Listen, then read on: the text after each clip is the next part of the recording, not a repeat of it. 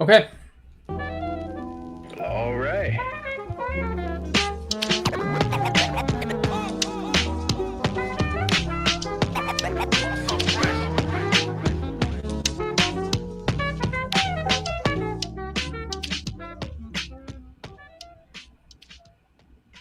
Hello, everyone, and welcome back to the MLS Now podcast. Remember, you can find us on social media at MLS Now Podcast. I'm your host, Russell. You can find me on social media at Mr. Danger Russ. Joining me, as always, is my co-host, who is probably baffled, shocked even, that I immediately just played the intro music as he was doing a countdown to when we would go live. It's Gavin. You can find him on social media at LionsBlog1. Gavin, hello. Good morning. Yeah. I know you couldn't see my face, but I was definitely like, whoa. I wasn't expecting that one. So that was stunned. We that was a good keep one. Gavin guessing around here. Every time. Never. Yeah. It's never the same thing. Never, ever. Yeah. So that was good. In fact, I might not even use this one again until exactly 1 year from today. Mm-hmm. Yep. Maybe I'll set like a reminder on my phone. Yeah, that was a good one. So I guess we're getting straight into it. I think Russell doesn't want to do this episode tonight. I think that's what's actually going on. Gavin, what do you mean I don't want to do this episode tonight? What could I possibly want to do other than record with the top 10 co-hosts in the world of MLS Now podcasts on a Monday night? I mean, surely nothing is on TV or would be otherwise trying to distract me from talking about the world's beautiful game.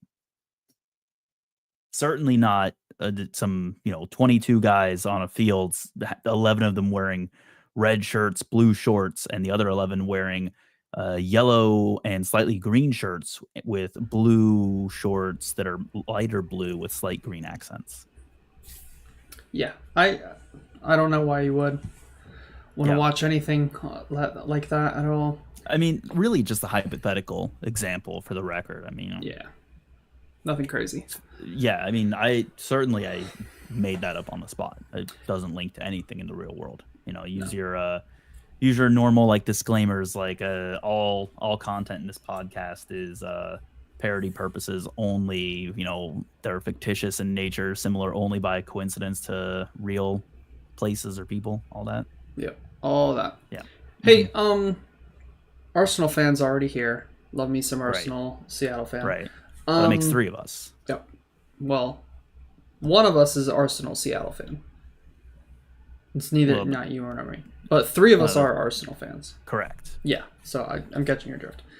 Do we want to talk about Luchi Gonzalez? Do we just want to dive right into it?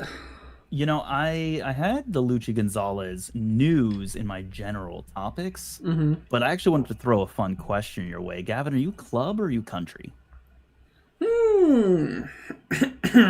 Club. Okay. So easy. I enjoy the international tournaments. I am a watcher of international soccer when it comes to the tournaments. But when it comes to friendlies, when it comes to... Well, yeah, I guess friendlies. Like, I just couldn't care less. Now, there's less and less friendlies happening, and there's more like Nations League, and then there's the World Cup qualifying. So, like, that... Right. There's Copa America going on right now. Yes, so, like, I'm obviously watching that. So, like, I'm down to watch it when it's a competitive match, but when it's a friendly, couldn't care less. Very interesting. How about follow-up question? Let's say that the U.S. men's national team, of whom I'm assuming you are a fan, just wild guess. Wild. Let's say the U.S. men's national team could win the 2026 World Cup, or Orlando City could win MLS Cup. Which one would you take in 2026? That's a hard one. It's like I said I'm club over country, but it would be pretty cool to have USA win World Cup on home soil. That's a hard one. I almost feel like, though, I'm still leaning more towards like Orlando City, because and I guess neither of them mean anything technically. Like whether USA wins the World Cup or Orlando City wins MLS Cup, Like in the grand scheme of things, what does it actually all mean? But I don't know. I think personally, I lean more towards Orlando City, but the USA would be pretty cool. It would be cool, but I think Gavin, I might agree with you because let's talk about like the World Cup finals. I'm not going to probably be there at the World Cup finals if Right. USA plays in it because those tickets are probably going to get priced at, like $500 for the worst seat in the house, and it's going Right. to be sold out. Mm-hmm. And I'm not like there's a million other things that I could spend $500 on before World Cup tickets. Yep. And maybe if the World Cup final was being held in Cincinnati, I might see about going just because I'm like, you know what, I have no excuse not to. But at that point, like that experience is so expensive. And I don't know if it's something that I value at the price that it's gonna be placed on it.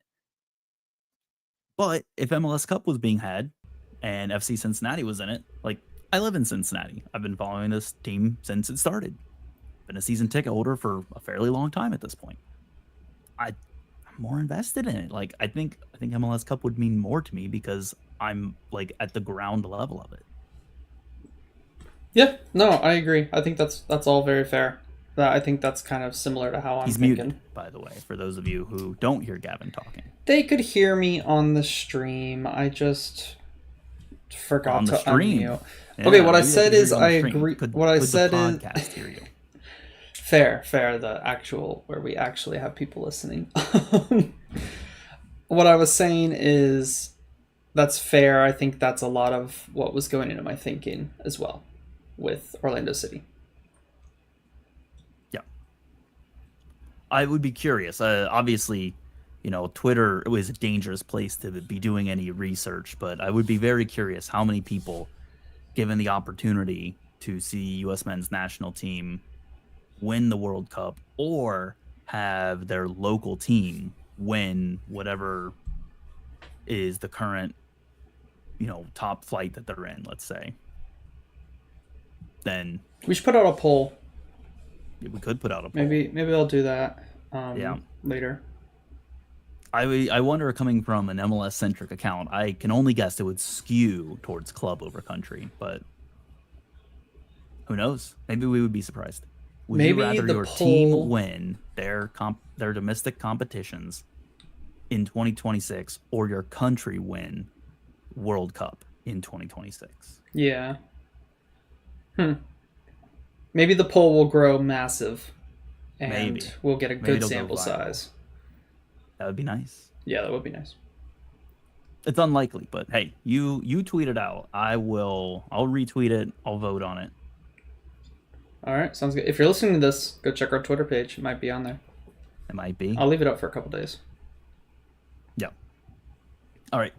Hey, Gavin. So that was a conversation topic that was meant to not be as long as it was, but I'm glad we had this chat. I think we can maybe just start talking about some of the matches that I had picked this week to talk about. Yeah. And then we'll just dive into some general topics and, overall news to wrap up. And then we'll, as usual, throw money into the fire, which both of us, by the way, did not win any money over the weekend. I missed out by 1 goal on Portland, Vancouver.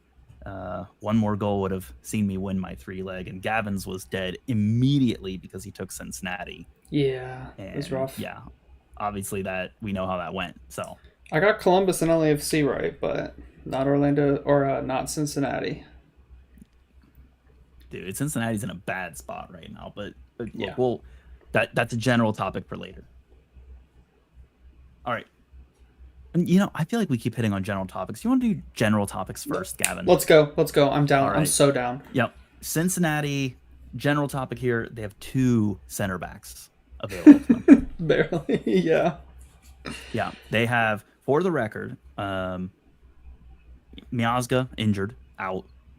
Miles Robinson is with U.S. men's national team. There's talk that he might get selected for the Olympics, so he would miss yet another month there as well. And then Nick Hagglund just broke his fibula in the most recent match. So they are left with Ian Murphy and Kip Keller as their natural center backs. Nice. Yeah. That's a great duo. We play a back 3 for the record. Yeah.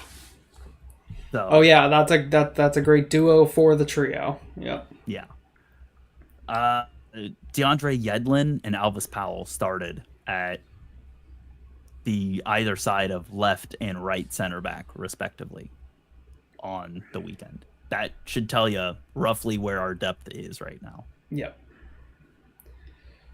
So yeah, just a fun little talking point there. Cincinnati are started off having maybe the best defense in the league, and here we are now. They might somehow actually have the thinnest, most catastrophic prone defense in the league after this weekend.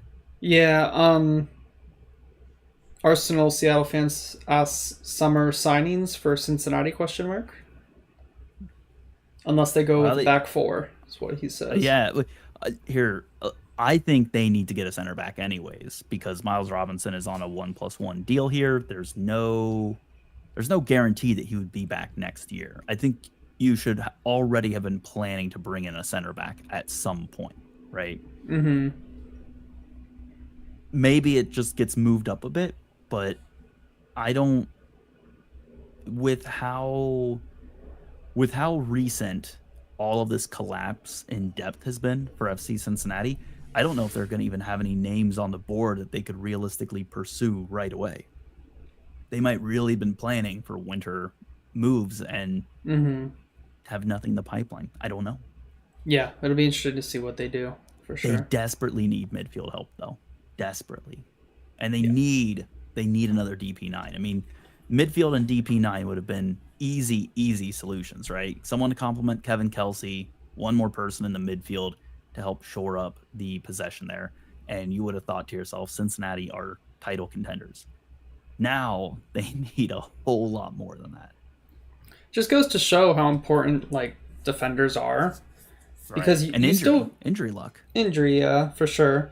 But like you still have a decently strong attack that you were able to put out against New England, who, while they're in better form, they're still one of the worst teams in the league. And you guys are at home. You would think at a minimum, you get a draw, and you're really disappointed with that.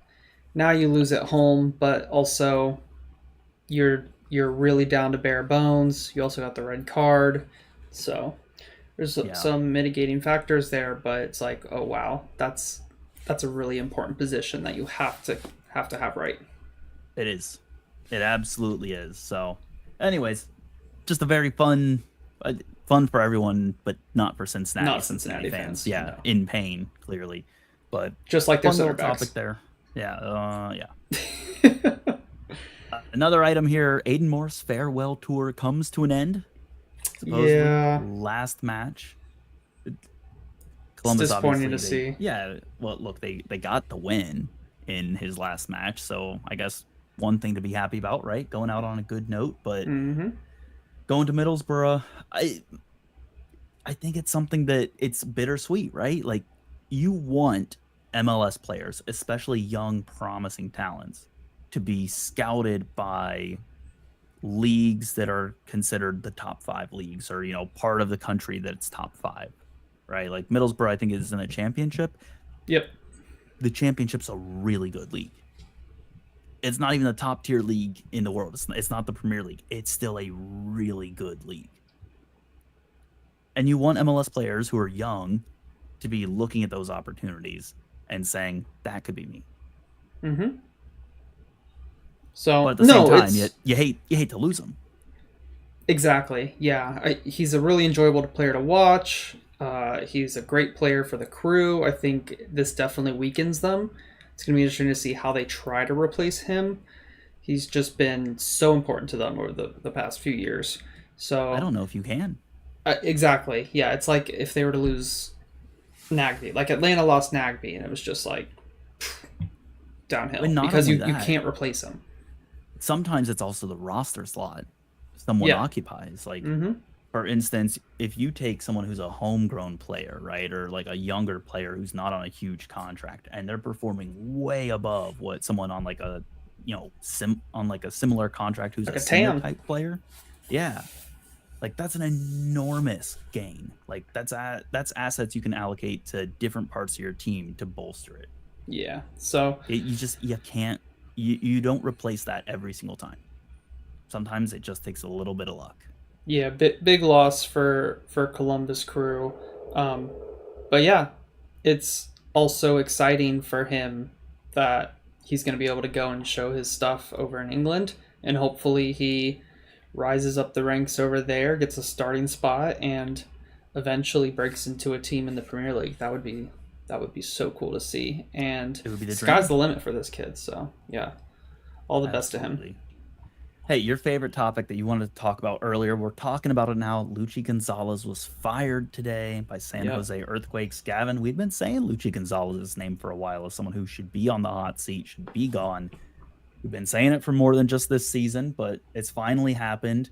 My question for you, was this early enough in the season that they can still salvage it? Or do you think that at this point it's like, hey, great, but by the time they bring someone in, I'm not sure if they can make a run? And do they even have a chance to make a run? Does it not matter who they bring in? I mean, it feels like that club is just cursed right now. I want to say that they could salvage it for sure.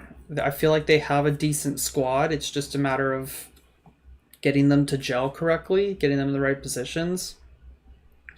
But man, does that team just, they've been bad for so long now. It's like something's wrong with process. It's not even just the coach, it's the process. I actually went and looked at the last three coaches, and um, the interim coach, including the interim coach. So that's Luchi Gonzalez, Matias Almeida, and I didn't write down his first name. Cavello. I think it was like Adam or something. Cavello. Okay. Luchi Gonzalez had a 0.98 points per game. Not great. Terrible, right? Matias Almeida, 1.2. And they Okay. were terrible under Almeida. And maybe it was that like Well, one decent season they had that boosted that a little bit, but still, it's rough. right. And their interim manager, they had him for 30 games before they signed on Luchi Gonzalez, 1.27 points per game. Sounds like they signed the wrong person. Not great, but literally better than both Matias Almeida and Luchi Gonzalez. So Yeah. it's just been rough over in San Jose. I do think they can salvage it, but this has been a long time coming, and I wish they would have pulled the trigger a little bit sooner. Right. Now, granted, we don't know if it maybe in the background if there is a head coach hire they already have in mind, I basically hope so. saying, look, we're close to the finish line. Let's get Gonzalez out, clean sweep, take a week or two to let that mental reset happen with the interim, and then bring the new guy in right around the time that window is going to open. Maybe. Yeah, We'll see. we'll see. I don't think that's what's going to happen based on their track record, but Right. Before we move on, Arsenal Seattle fan said maybe Schulte is the next guy to move to Europe from Columbus. I know Arsenal. I saw a link that Arsenal is looking at him actually for the backup goalkeeper position. I think we see him another year in MLS. I'd be surprised if yeah. he moves so quick, but maybe he's generating interest. And then Arsenal Seattle fan says Hernan Lopez, is he a good signing? I'd have to look at his clips. I haven't really looked too deep into his clips. And I didn't they pay a decent chunk of money for him? I want to say it was a couple million. Let me look. Here's the thing, Gavin. If neither of us are like having an instant answer, yes or no, I think that says that he's at most decent, but probably not good. But maybe also not bad. I mean, the bare minimum that I have is he's worth 5.5 million. He's had 3 goals and 2 assists this season already. Like, I just haven't seen enough of him, I guess. Whoa! I'm like blasting our listeners' eardrums. Don't do that. Have you considered not blasting the listeners' eardrums? Transfermarkt just has these random ads that pop up sometimes. Okay. if you're a How listener do and your I... eardrum's been blasted by Gavin, you may be entitled to compensation. Literally, yeah. Also, my stream is being super laggy, so I don't even know if it's working right now. But, oh, now we're just, like, all over the place. Now we're all over the place. Yeah. Wrap us up on this player, and we'll hit another topic. That way we can act like it's a fresh start. Hernan Lopez, I think he's been a decent signing from what Okay. I've seen. The fact that I don't immediately jump to saying, oh, he's been amazing or oh, he's been bad, I think says he's middle of the road to decent. Yeah. So it's good Dude, enough. I do not know how to get this to go back. What do you mean don't know I how guess to get this to go back? my thing is like super laggy, so I'm like, it's not letting me go to what I was on before, to where it shows the chat. So now it's just you and me, I guess. I don't know, man. He's broken. I don't everything. know why it's so He's laggy. broken everything. Hey, do you have any concerns about St. Louis? It's another draw, this time at home. It's against Atlanta, a team that is in theory struggling.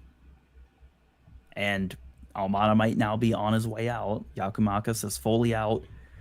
Rumors coming out, Eagle Group, I think, is working to take him to either Botafogo with plans for Olympic Lyon at some point after that. But Almada might be gone. I mean, what does Atlanta have left at that point? Not much. Yeah. This seems Not like a much at all. time when you should be looking at Atlanta as a get-right game, being like, look, they don't have a head coach. They don't have a star number 9 because they just sold him. They're going to lose a number 10. Team should be winning this. Yeah, and they can't keep their defender healthy. Gregerson, Yeah. like that's supposed to be their starting guy, and he's just consistently not in the lineup due to injury. So it's like, I don't know. It's not looking great for them. It's not looking great. Bryce is sitting there sneezing, or his ears are burning as we're saying this, probably thinking, he's talking about me. Hey, I finally posted that episode, by the way. I posted it before we got on. So there is an Atlanta deep dive finally up. David was supposed to post it, but he never did. All right, I got the stream working again somehow, some way. Somehow, some way. Arsenal Seattle fan said the VAR announcement in that game was shocking. I love That it. was hilarious.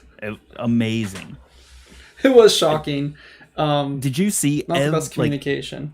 All these people who are like in European club based accounts loved that. They were tweeting, this guy's my hero. We need this. And I'm just like, yeah, finally something that's giving MLS good positivity that people are having fun with.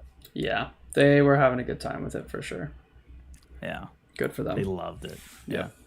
That said, I do think we will see maybe some announcements in other leagues. But I should say the other, the leagues that say your top 5, like your prestige leagues, right? Mm-hmm. I agree. I think we'll see that sooner rather than later. Because it's been a good ad.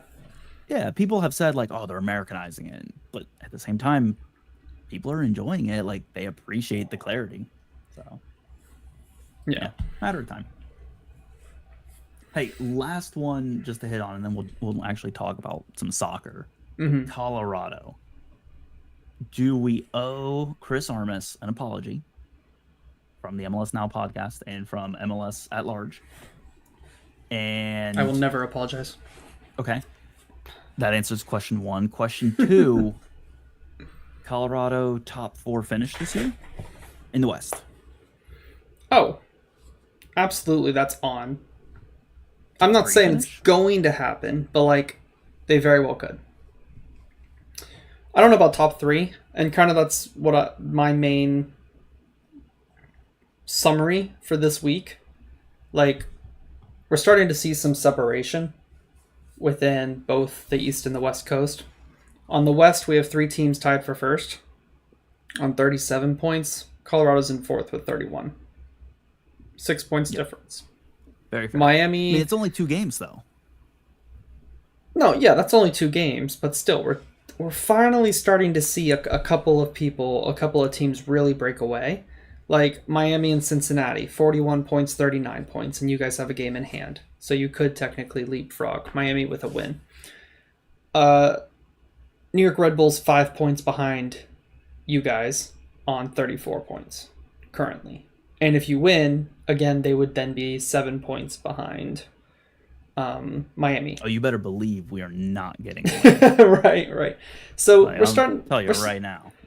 We're starting to see some separation at the top of the East and the top of the West of those clubs that are consistently good and are starting to kind of break away a little bit. So, Colorado, going back to them, they are close, but I don't see them in that upper echelon yet. But they've been playing really well. They've been playing really well recently. They're on a good run, and it's going to be interesting to see how they play because I think they have a tough game coming up. Yeah, away against LAFC. So That is tough right now. no apologies, but looking way better. Way better than they did last season. Absolutely. All right. Gavin, that's all I've got on general topics. You want to talk about a few specific matches now? Yeah, HD Colindres, I think I know who that is, says no one is apologizing to Armas. All right. And well, we'll sign a letter to Armas saying, you were right, we were wrong. Yeah. Love MLS Now podcast / David. Yep. And then Arsenal Seattle fan says NYCFC are slipping off. Maybe we can get into them here. Who did they play? Yeah, they lost to Nashville away from home. Yep. And Coach Joe had a very succinct correspondence corner on that. Yeah, let's bring that up. I think it summarizes just about everything that you could want to say. He said NYCFC flew all the way to Nashville just to register 0 shots on target. Gotta love Coach it. Joe was there. Oh, he was at the game? So he flew all the way down there. He was in Nashville and watched them register 0 shots on target. That sucks. I hope he had a great time. I know he got some excellent food recommendations from the group chat. That's good. Yeah.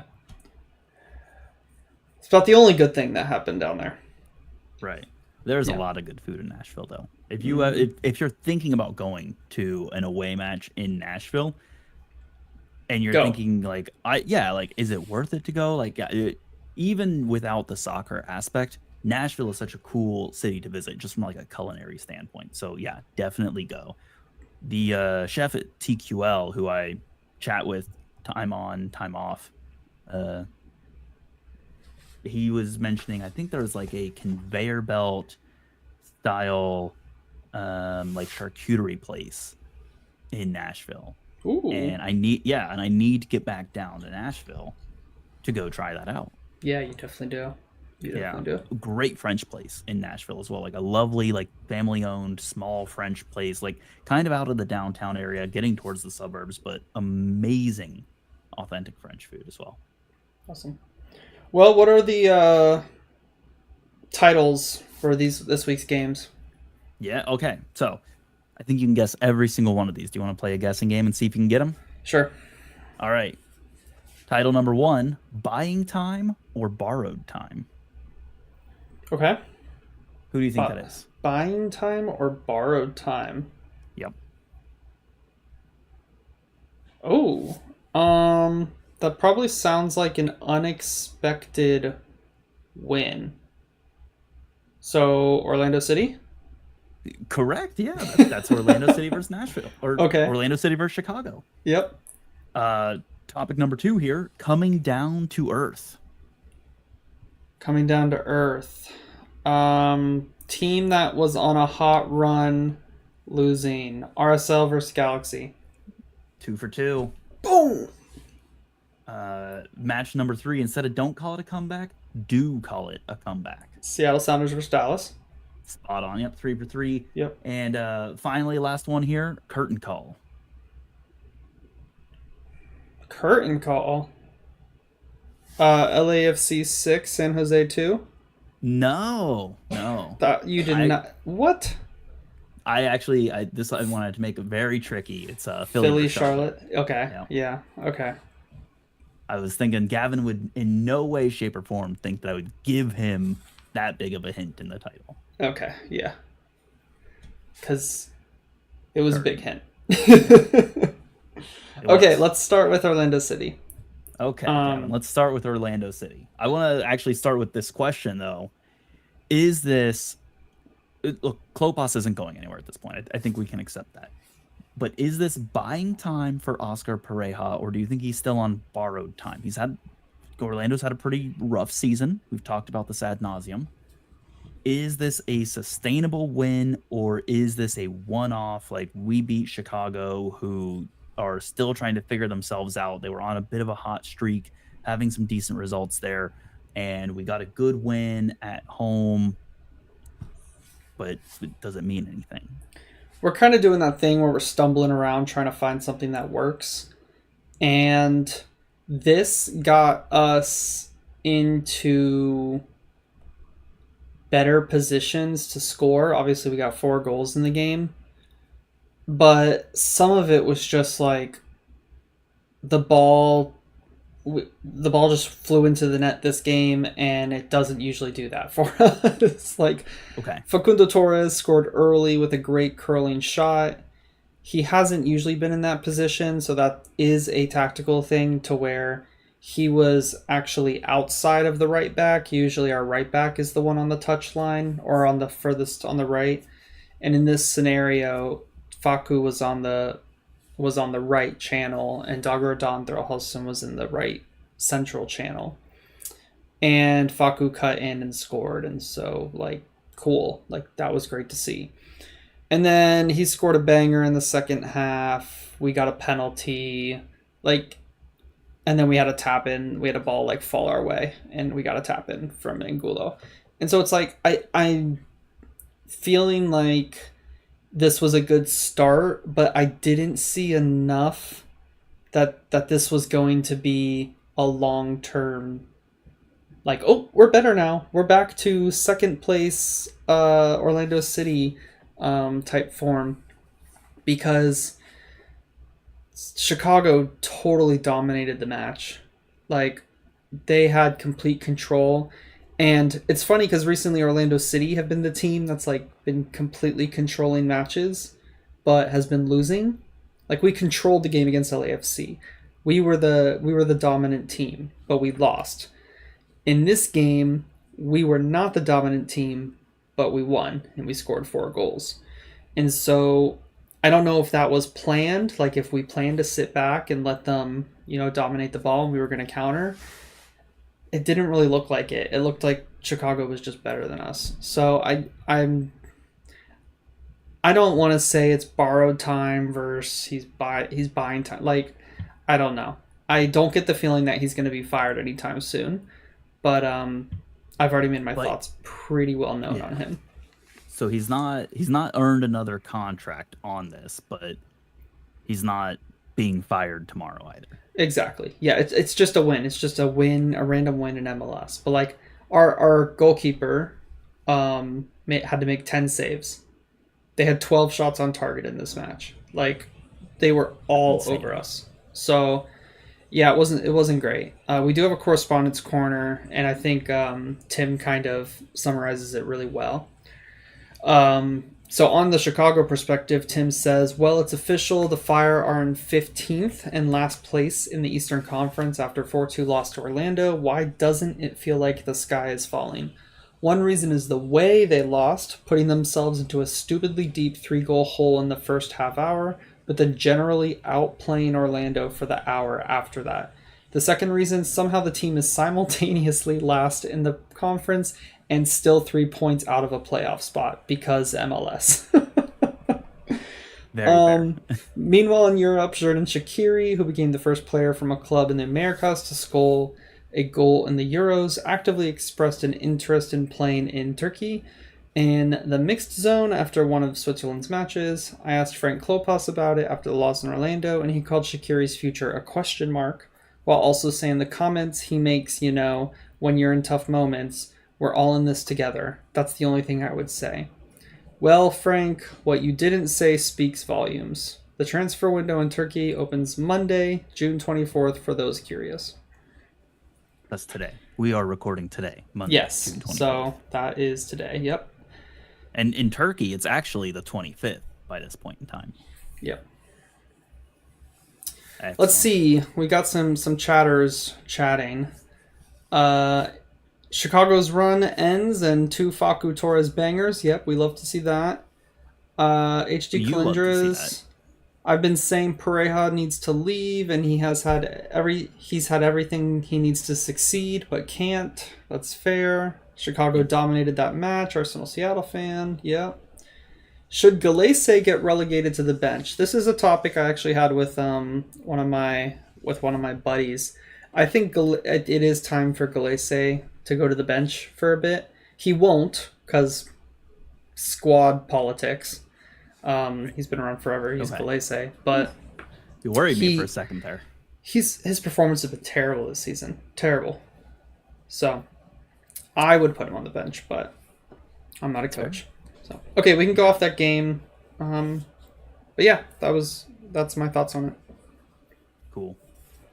Well, let's take us away. Gavin, I'm just going to go straight down the list. Coming down to earth, it's RSL versus Galaxy. The streak ends. RSL lost 1-0. Yep. LA Galaxy winning away, of all places. I mean, this was a home loss to end the streak, which is honestly maybe even more of a gut punch. Worth noting as well, other highlights, still no Ricky Puig. Galaxy get yet another result. And then, honestly, I just want to call out a couple really good saves by McCarthy and McMath, for that matter. I mean, there was some excellent goalkeeping happening both sides just throughout the whole match.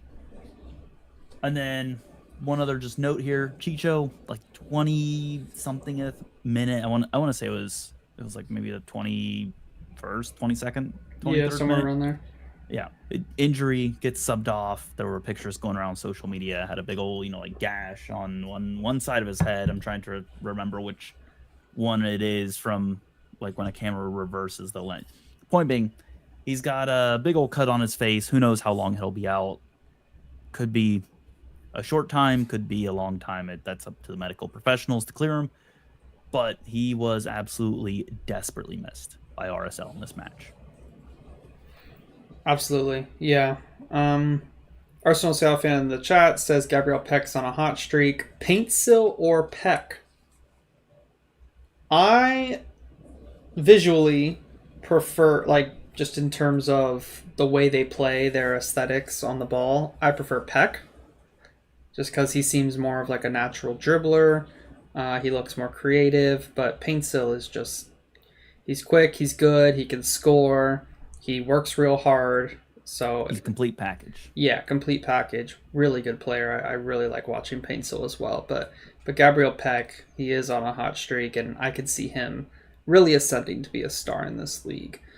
Yeah, I was surprised by this game. I think losing Arango had a big impact on the team, and not surprised that the end result was what it was.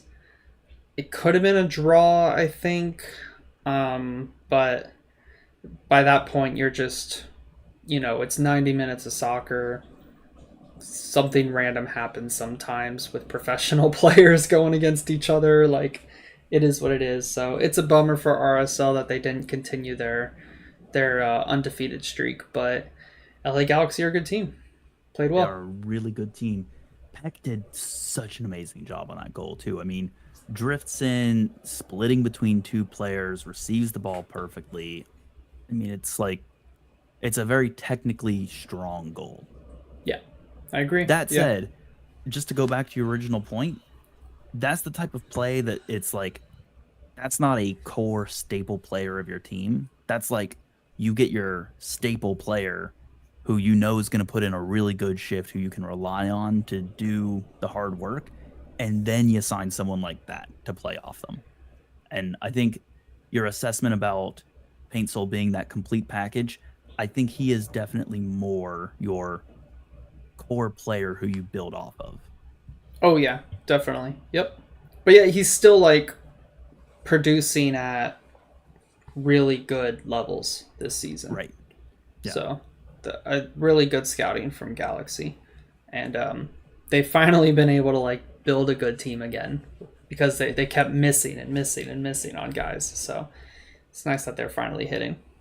Yeah. And it's nice that they're getting wins with no Ricky Pooch. I don't know how much we have to state the importance of that, because if you go back to say last year when Ricky Pooch was out, Galaxy were essentially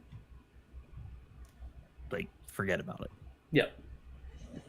Yeah, I mean earlier this season too, not just Fair, last season. yeah. Earlier this season, I remember a game. I think they went to Seattle and they didn't have Pooch and they just looked dreadful. And this was in Seattle, where at the peak of their shitness.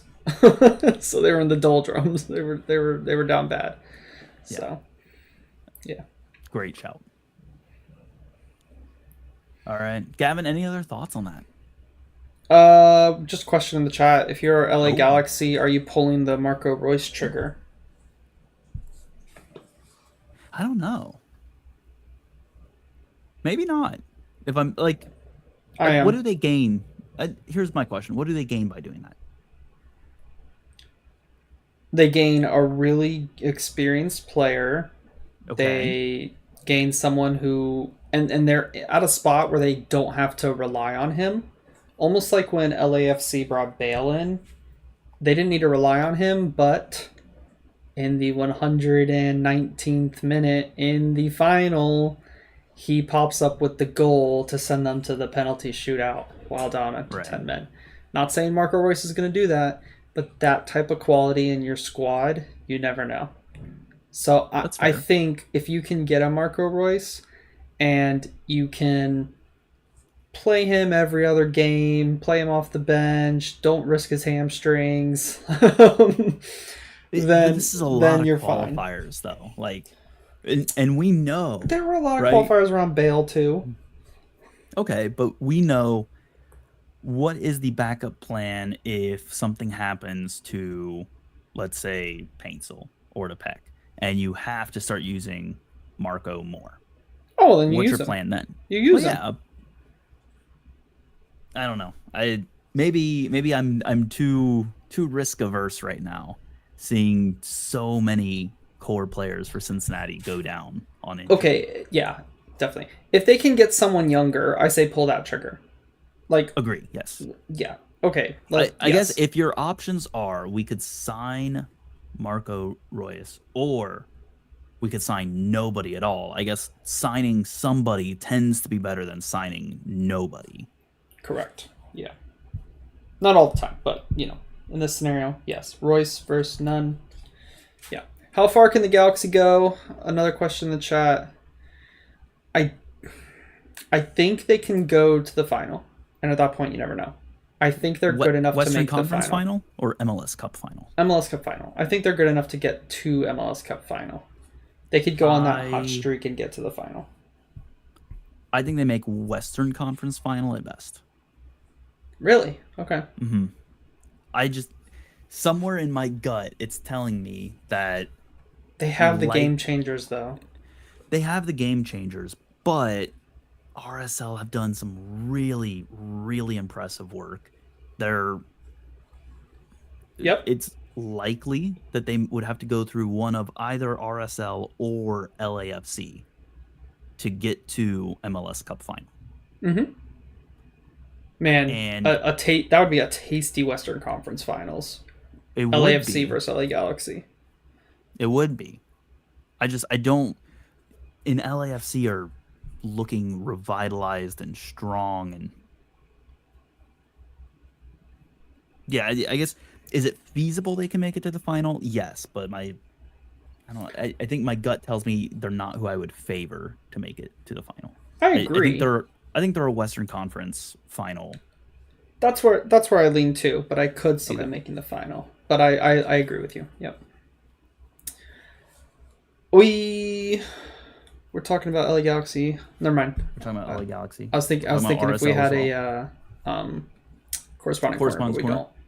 But did Mike from RSL put anything in? No. No. Oh, a shame. Do better, Mike. Oh. Mike's not listening to this. I hope We don't Mike's mean it listening like to that. We just Get say, in chat. yeah, literally. No, we appreciate Mike. We also put course. out the request for correspondent corners really late, like an hour before the recording. Yeah, it was a busy day. Busy day for me at work. Yeah, not our finest moment, but all right. Hey, we're gonna go to do call it a comeback. Gavin, Seattle 3, Dallas 2. Oof, Seattle could have had more than 3 goals in this match, for the record. for sure. Dallas could have had more than 3 goals in this match as well. Paz had an amazing few saves, like vital. Have to call those out. Yes, 3 snuck past them, but it could have been worse. Seattle, though, here's a question I have for you. And I don't know how much of this match you watched. They took quite a number of shots from like the top of the 18-yard box. Mm-hmm. And I don't know if that's because they're either planning to look at, hey, we think there's an opportunity to shoot from distance where they're not ready for us, or is it that Dallas are, say, doing something to keep them from progressing any further into more dangerous chances? I think Dallas did a good job of being deep, and Seattle were willing to pull the trigger. Like with Orlando, we just pass it around. We get a good opportunity on the edge of the box, and we refuse to shoot. Seattle, on the other hand, in this one, they were pulling the trigger, taking shots left, right, and center. And I don't think that's necessarily a bad thing. Like, 18, 20, 22 yards from goal. Goals happen from that range all the time. Take the shot. So I think Dallas were doing a good job of being deep enough to where they were forcing those shots. I'm not saying they're high percentage shots, but goals do go in. But eventually, the everything was going to come crashing down, I guess is what I'll say. And that is what happened, because you're right. Seattle were all over Dallas. I was even surprised to see Dallas go 2-0 up in this match.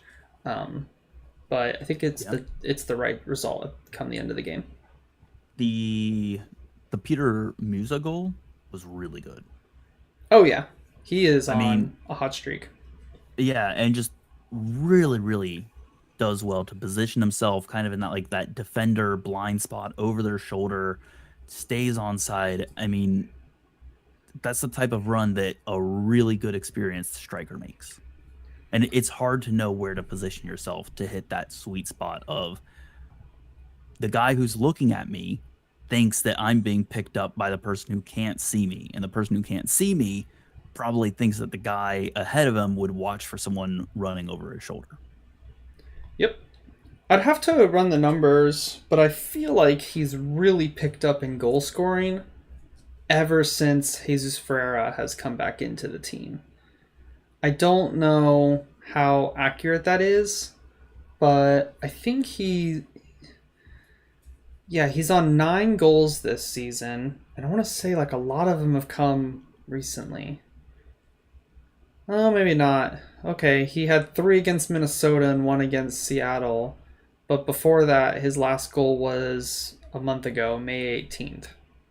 So, I guess I was just getting the feeling, and that wasn't accurate.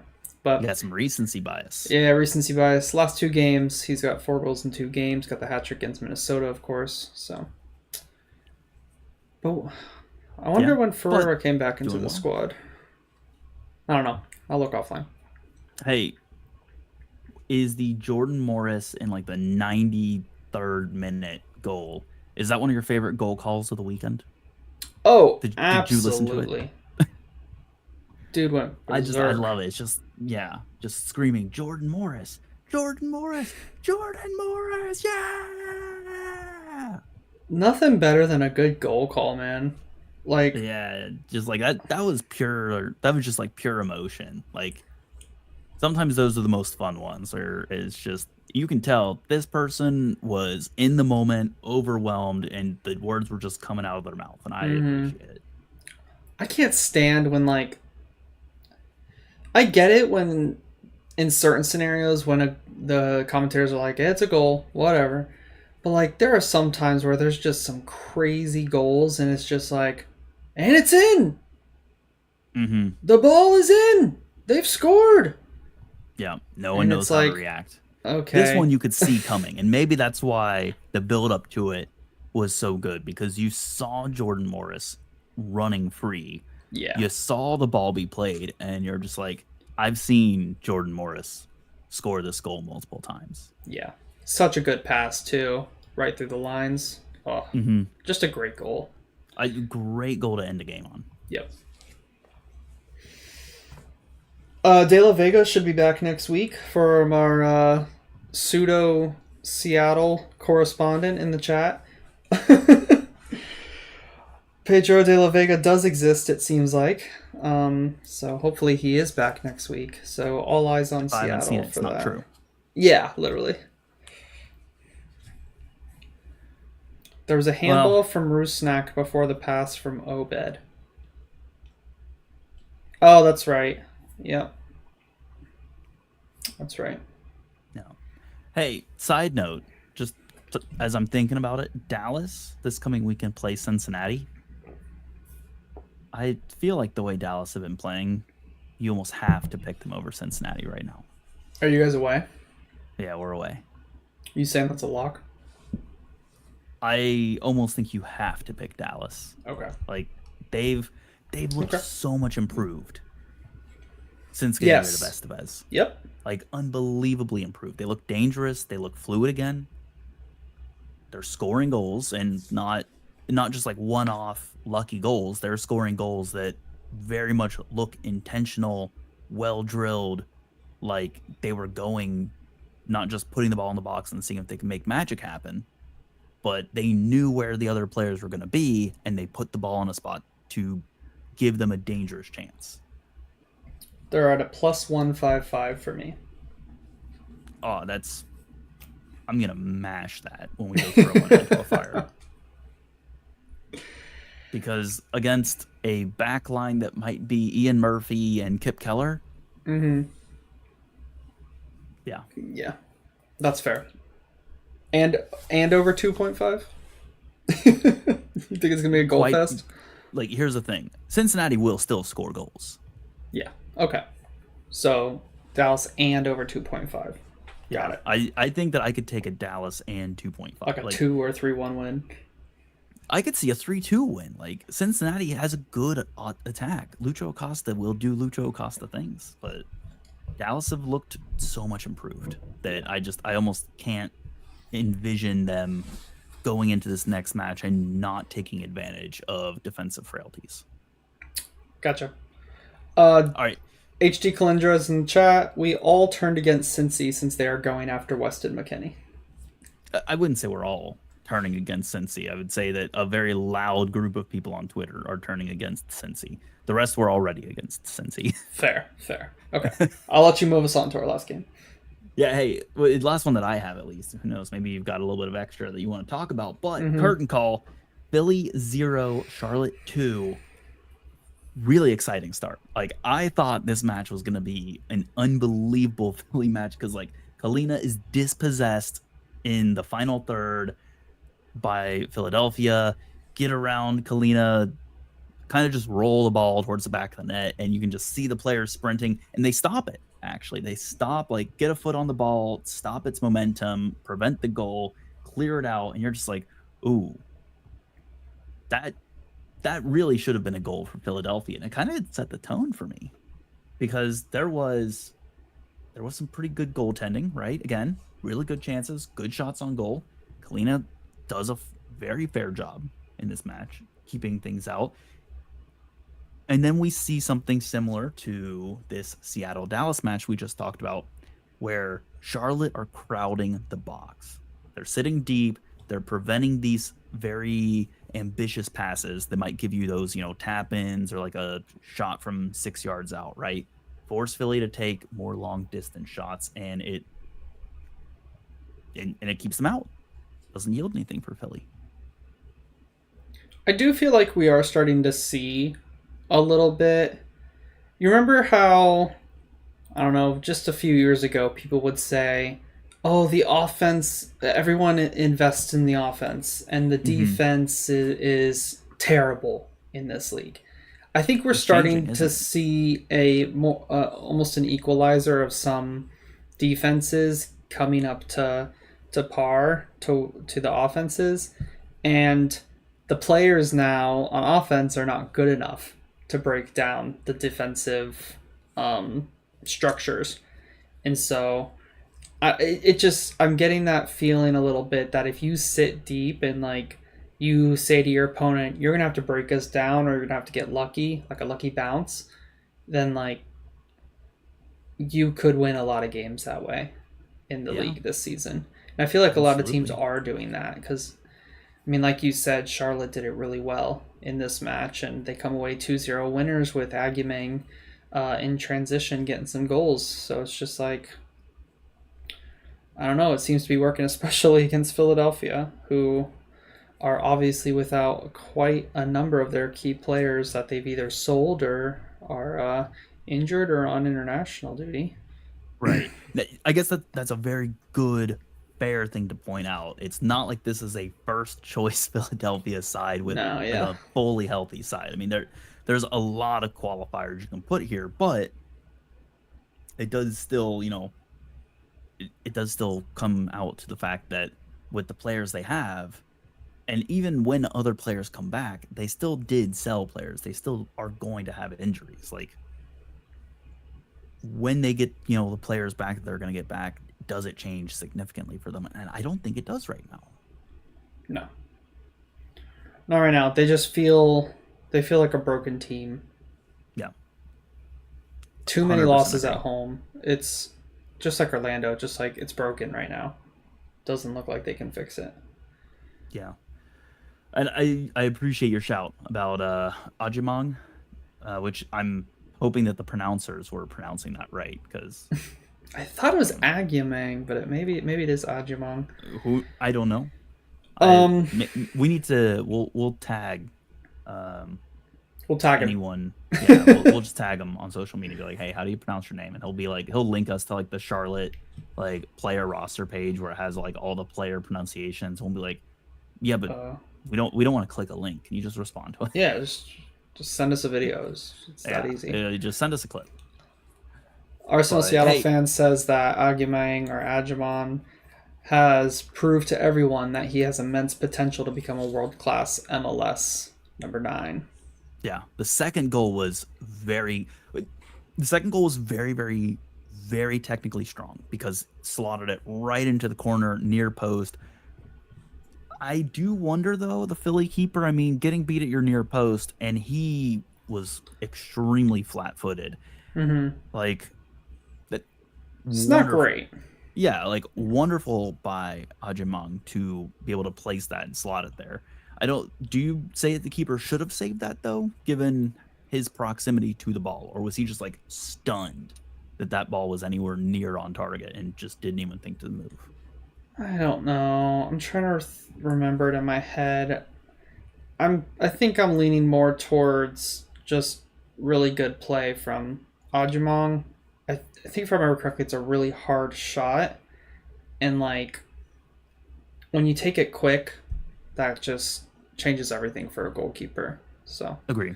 I think I'll lean more towards just really, really good play from the striker.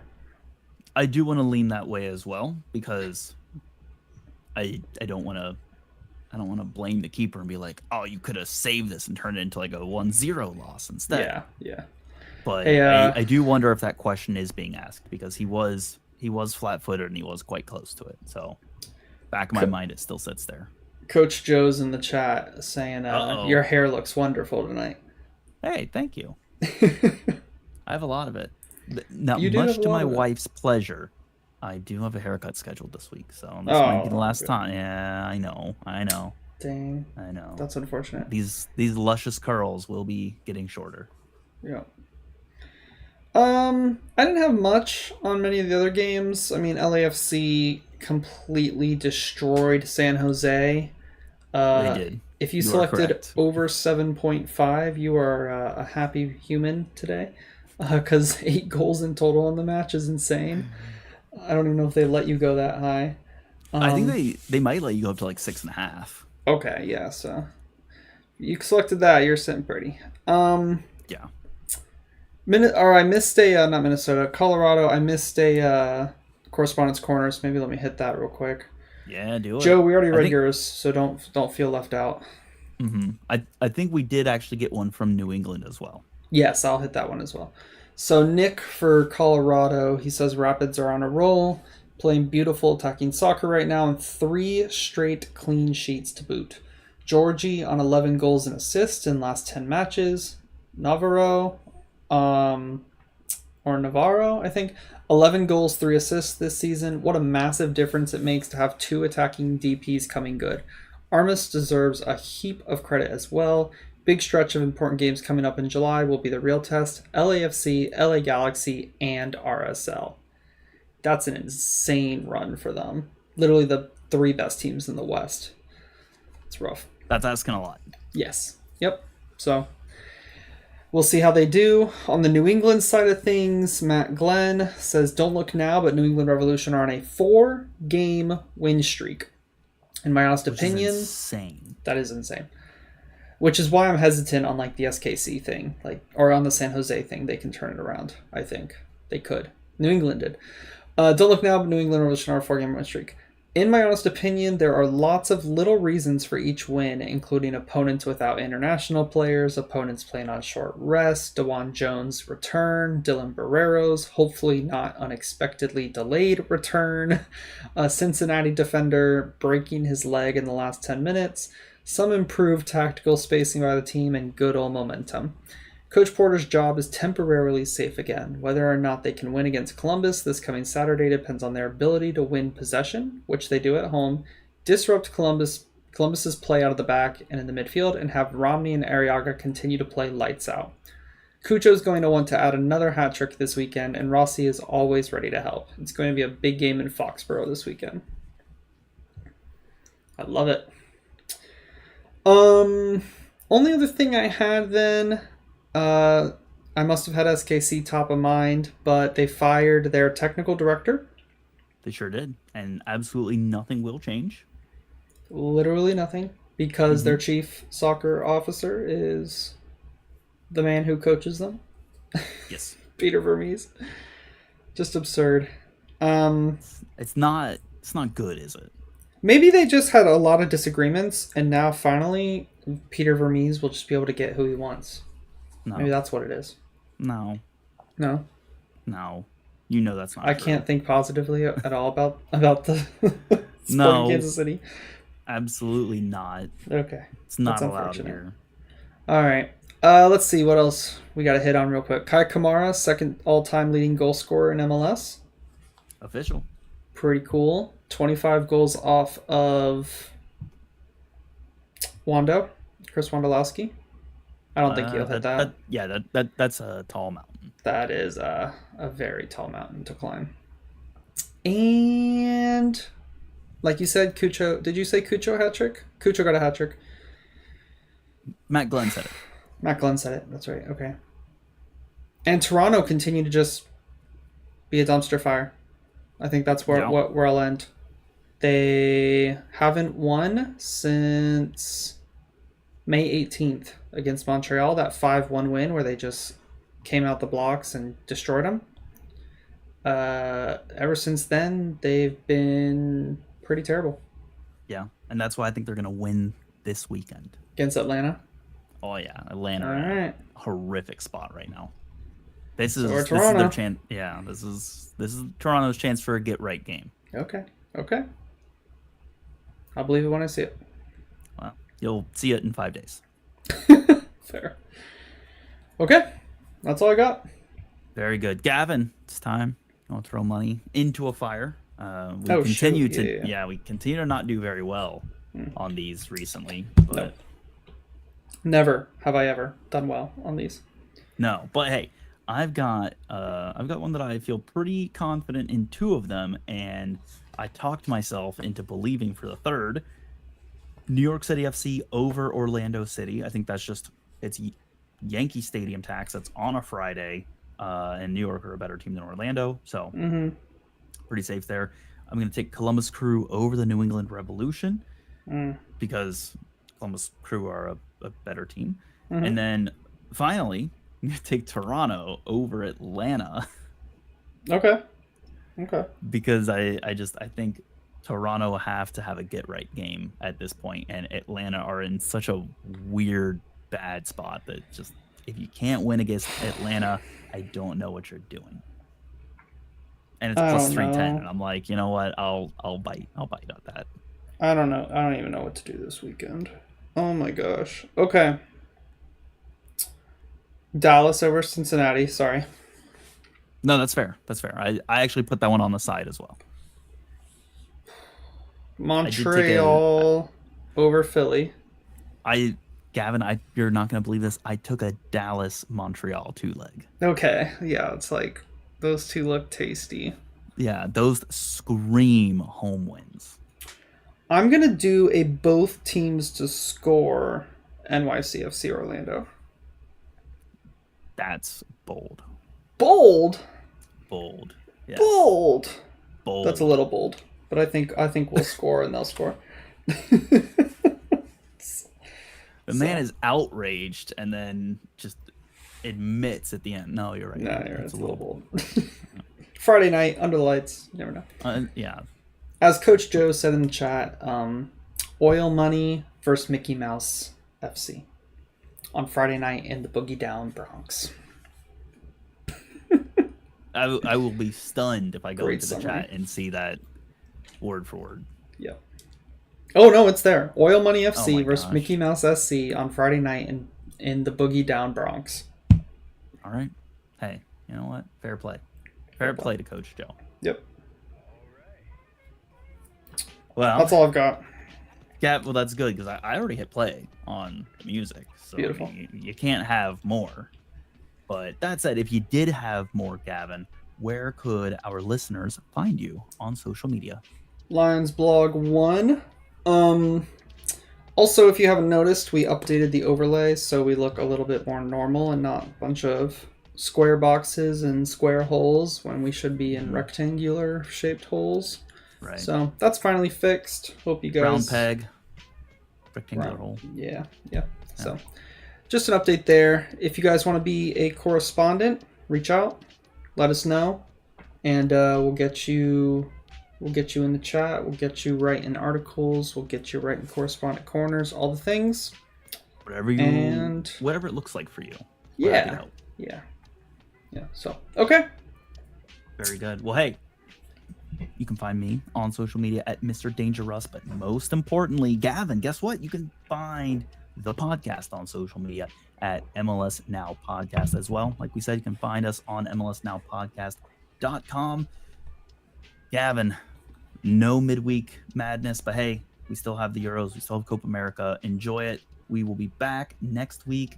Listeners, Gavin, till next time. Till next time.